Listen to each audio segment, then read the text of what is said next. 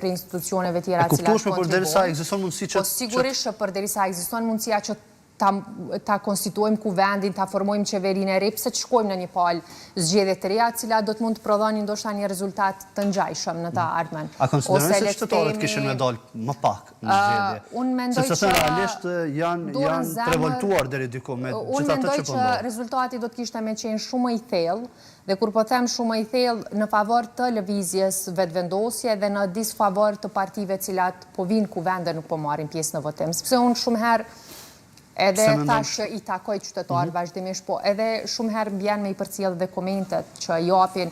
Do me thonë, nuk mirë pritet mirë ky qëndrimi i deputetit në kuvend që shkon ulet dhe nuk merr pjesë në votim fare. Pra, besoni që ata definitivisht shihen si bllokues dhe konsiderohen si bllokues prej qytetarëve, sepse nëse këta deputet do të votonin, ne nuk do ta kishim një situatë të tillë.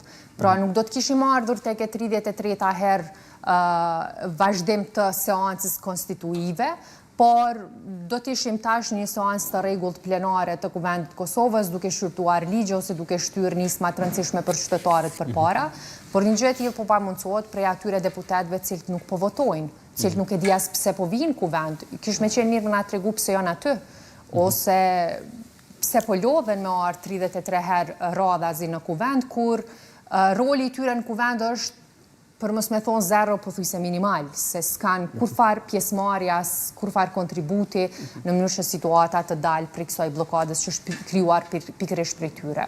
Qartë. Zonja Kryeziu krejt për fond me qenë se përgjigjen pak a shumë edhe e di, sepse kemi marrë shpeshherë edhe pas secilës seancë, pas 48 orësh kemi një seancë tjetër, një përpjekje të radhës, të 34-tën me radhë, për të konstituar kuvendi. Prisni të shkoj diçka më ndryshe apo seanca do të kenë një epilog të njëjtë? Ne do të jemi aty për të votuar për formimin e komisionit, ne siç kemi qenë për 25 herë radhazi tash si grup parlamentar. Unë do të kisha pas shumë dëshirë që të sheja qëndrim ndryshe prej deputetëve tjerë të cilët zgjedhin të mos marrin pjesë fare në votim. Dhe në qoftë se ata vërtet janë aq të shqetësuar sa deklarohen para mediave, atëherë le ta ngrisin dorën dhe le të votojnë. Dhe kur po them le të votojnë, nuk po i los që të votojnë për, po të paktën le të marrin pjesë në votim, sepse në kundërtën çfarë do lloj veprimi ndryshe është shkelje kushtetuese. Pavarësisht se s'po duan ta pranojnë, ama kështu interpretohet edhe në aktvetimin e gjykatës kushtetuese. Pra ata mund ta rrëzojnë komisionin duke votuar kundër këtij komisioni, por thjesht kanë zgjedhur të mos marrin pjesë fare sepse po duan të vazhdojnë ta mbajnë edhe më tej të bllokuar konstituimin e kuvendit.